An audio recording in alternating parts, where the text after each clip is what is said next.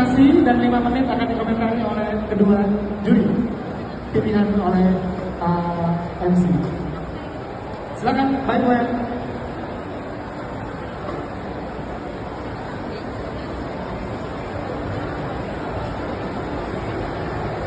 Good day para juri dan hadirin sekalian. Perkenalkan, nama saya Arnaud Sarjel, selaku CEO dari Bikeware. Saya tidak sendiri, saya membawa teman-teman saya bernama Purnama, bagian dari produksi, dan Sabila, bagian dari marketing. Kami merupakan mahasiswa aktif Universitas Katolik Parahyangan Kota Bandung tahun ajaran 2022, jurusan manajemen. Ada sebuah meme populer pada tahun 2015 yang mengatakan, jika hewan berjalan meninggalkan jejak kakinya, tapi manusia berjalan meninggalkan sampahnya. 10 tahun telah berlalu, dan ironisnya, meme ini menggambarkan realita kita saat ini. Ini adalah tamparan bagi kita semua yang harus dijawab dengan aksi nyata. Next.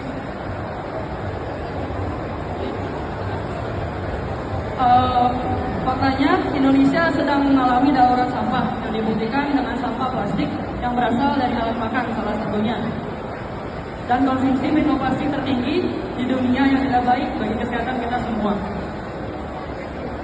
Muncullah alternatif baru berupa alat makan sekali pakai berbahan dasar kayu, yang dimana pada kenyataannya alternatif ini masih sulit terurai secara alami jika tidak dikelola dengan baik dan juga benar. Oleh karena itu, burger hadir sebagai peralatan makan yang dapat dikonsumsi setelah pemakaiannya. Dengan visi kami untuk mengurangi sampah plastik dan kayu di Indonesia. Perjalanan kami dimulai dari kota Bandung dengan segmen B2B yang dimana kami berfokus pada dessert dan es krim agar menambah nilai jual partner bisnis kami. Bikeware berbeda dengan alat makan lainnya. Kami memiliki keunggulan seperti natural dalam bahan yaitu tidak ada pengawet, baik bagi kesehatan dan juga lingkungan, menggunakan tepung gluten free, biodegradable dan zero waste. Bertahan selama kurang dari 5 hari di dalam permukaan tanah, tahan dalam 1 jam di dalam hidangan dan memiliki rasa yang plain, tidak mengubah citra rasa tersebut dengan custom sistem refill. Bikeware juga dalam waktu 2 bulan ini sudah bekerja sama dengan Gas Blok Braga dan juga Hello Tanka dengan kontrak dengan jangka yang panjang. Tidak hanya itu, kami berkolaborasi dengan komunitas di Kota Bandung, yaitu Haradang Bandung, yang dimana mereka berfokus pada pangan Indonesia, yaitu food waste. Tidak hanya itu, kami juga sudah memperkenalkan edible cutlery kepada warga binaan sosial. Tujuannya kami berharap kami bisa membuka lapangan pekerjaan untuk warga binaan sosial dan menambah kreativitas. Dengan adanya kolaborasi ini harus terus berjalan secara pentahelix. Kapasitas produksi kami sampai hari ini masih di 527 piece per hari. Dengan target akhir tahun kami bisa menjangkau sebanyak 13 kafe yang menjual dessert dan juga es krim. Dan juga kami menggunakan konsep repeat order, jadi target-target atau bisnis yang akan kerjasama akan melakukan order secara berulang kali. Sebelumnya memang ada yang sudah bergerak di bisnis edible cutlery, akan tetapi sampai saat ini sudah tidak tahan lagi terhadap bisnis yang bergerak di bidang kelanjutan. Hal ini dikarenakan masyarakat masih memiliki minim pengetahuan terhadap produk berkelanjutan dan juga belum siap mendapat mengikuti inovasi-inovasi terbaru tersebut. Dengan wawasan sosial dan juga ekonomi, kami tidak hanya menawarkan profit atau juga transaksi, kami menawarkan benefit bagi mitra bisnis kami, dan juga kami memberi dampak positif bagi lingkungan dan juga masyarakat. Kami percaya dengan dukungan Bapak Ibu Juri sekalian bisa membantu kami untuk ekspansi jauh lebih besar dan juga menjangkau pasar yang lebih luas, tidak hanya di Bandung dan juga seluruh Indonesia, meningkatkan kapasitas produksi kami dan juga melakukan inovasi terhadap perusahaan. Bikeware bukan hanya sekedar alat makan, tapi gerakan nyata untuk menjawab permasalahan yang ada. Kami mengundang dan mengajak para pelaku bisnis food and beverage khususnya di Kota Jakarta dan Indonesia secara keseluruhan untuk mau mengambil langkah kecil ini yang akan berdampak baik pada masa yang akan mendatang. Bye-bye, don't waste it, just taste it. Thank you. Oke. Di Backware sudah sanggup ya. Apa gimana? Backware. Bye-bye, don't waste it, just taste it. Iya, lu makan aja sekalian tuh ya, gitu ya. Karena kita kalau nongkrong orang bikin sampah ya. Bisa nggak sampahnya makan sekalian? Beneran buktiin ya.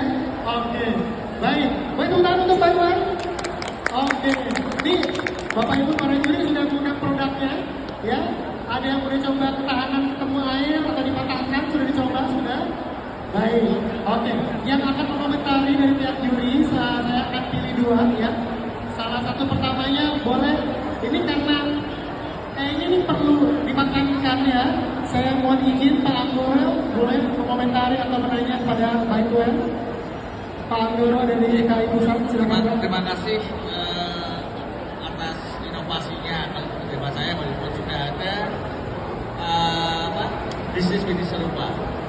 Cuma karena saya membidangi di kekayaan intelektual, ini sudah di branding nggak? Sudah menjadi merek nggak? Sudah terdaftar nggak?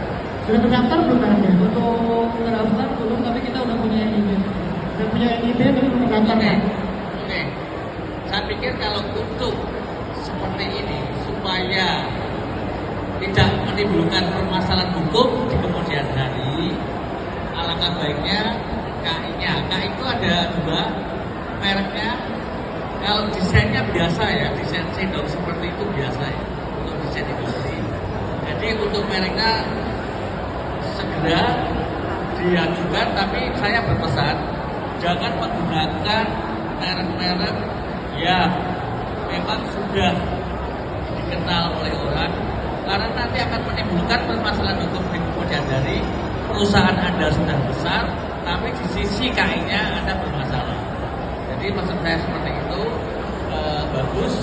Cuma tadi saya ngetes baru begini kan kok sudah crack ya. Oh, Yes. ini apa ya? Rapuh ya Pak, rapuh kayak mantan ya Pak ya. Dan saya belum melihat ingredients apa ya bahan baku dari ini, walaupun tadi secara sepia apakah ini ketahanannya sampai di kuah lama dan sebagainya, apakah ini untuk general spoon, sendok apapun, hanya untuk SDM. Itu saja, terima kasih.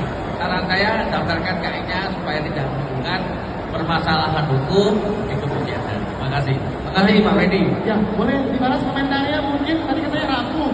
Ini gimana bisa bertahan sejam kalau itu ini rapuh? Coba jelaskan. Oke, makasih Pak atas pertanyaannya dan tanggapannya.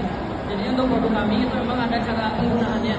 Jadi nggak asal langsung dibeli gitu Pak. Jadi untuk penggunaannya memang memegang sendok kami harus di bagian tengah bukan di ujung, biar nanti experience-nya dapat gitu. Untuk masak dimakan di es krim. Lalu untuk ketahanannya di hidangan ini sudah pernah analisa juga. Untuk hidangan itu 1 jam Pak. 1 jam di kuah yang panas ataupun di makanan dingin. Untuk ingredients-nya itu kita pakainya tepung gluten free dari sagu, dari jagung sama mocha tepung singkong. Jadi kita memang memperkaya serat di dalam sendok kami biar kuat tanpa kotor. Ya. Dengan kekayaan intelektualnya, dengan brandnya gimana? Kan prospek dimungkinkan potensi prospek kedepannya akan lebih. Iya betul Pak. Di dalam milestone juga tadi kami udah menambahkan untuk tahun ini itu kita akan mempercepat langkah kita untuk punya haki sertifikat daripada produknya dan juga daripada brandingnya. Gitu, Pak. Oke, ya berikutnya kami akan minta komentar juri dari sisi bisnis. Boleh Pak Fitra Sarosa mungkin ya Pak dari Sarosa Consulting Group. Terima kasih. Ya saya amati ini nggak ada yang dihabisin kayaknya juri. Saya cuma gigit separuh bagian sendoknya, Bapak masih utuh. Apa habis? Habis gitu. Pertanyaannya, ini kayaknya pada mikir-mikir efeknya apa? Ntar sore, ntar malam gitu. Kalau misalnya dihabiskan, takutnya ada efek-efek tertentu kan kita nggak tahu. Jadi pertanyaan saya sebenarnya gimana Anda memastikan orang itu berani untuk memakan.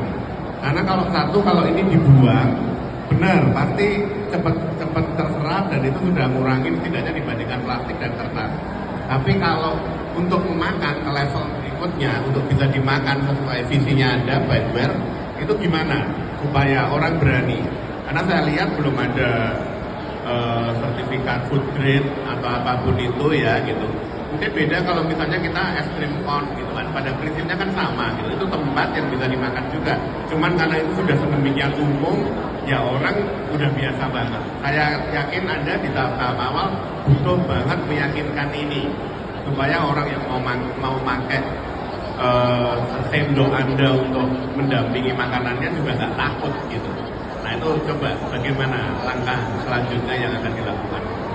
Ya, mungkin saya coba terjemahkan pertanyaan Pak Fitra ya. Ini apa yang bisa membuat pelanggan untuk yakin menggunakan produknya, satu. Dan kedua, ini kalau mau dilempar ke investor angel, ini mau minta dana berapa? Izin menjawab Pak Fitra, makasih atas tanggapan pertanyaannya.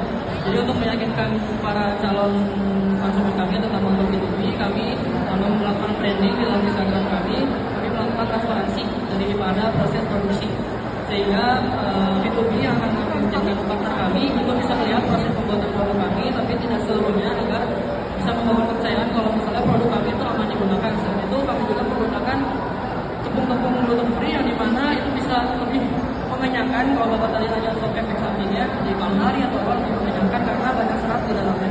Dan kalau investor mungkin dananya kami minta untuk 20 juta. 20 juta. 20 juta.